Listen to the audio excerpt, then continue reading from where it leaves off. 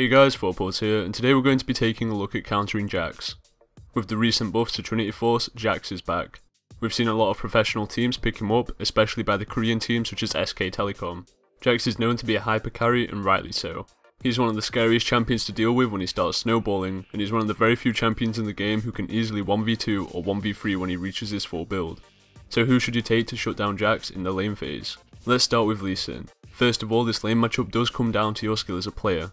There are two ways to run this lane. You can either choose to max Lee Sin's Tempest or Sonic Wave. If you choose to max Tempest, it should be a smoother lane phase.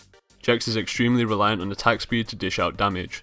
This means that when you max Tempest, the cripple component will be devastating as it will reduce his attack speed by 60%.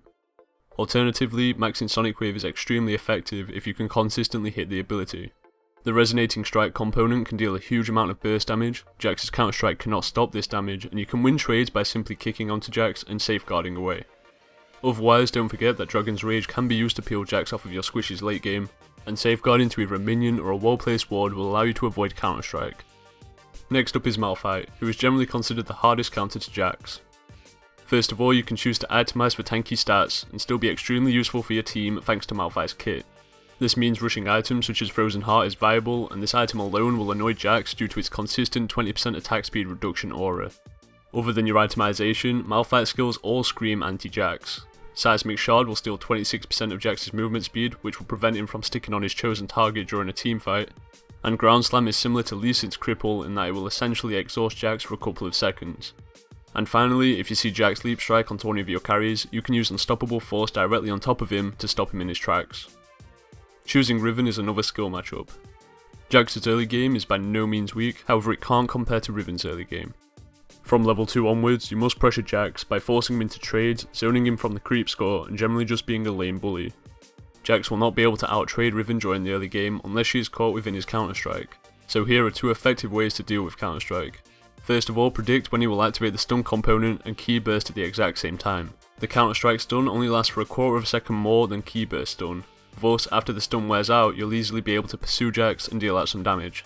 The second method is to Valor away from Jax as counter-strike is about to land. Again, this will take a little bit of luck and a bit of prediction, however if you time it correctly, you'll avoid counter-strike altogether. A final note for this lane, since Riven is an AD caster, counter-strike will not prevent any damage dealt by Broken Wings, Key Burst or Wind Slash. As Renekton, you have to again play similar to Riven and abuse your early game power spike. Another similarity between Renekton and Riven is that both are AD casters, and again counter-strike will not prevent any of Renekton's abilities, including Ruthless Predator, even though that ability is essentially an auto-attack enhance.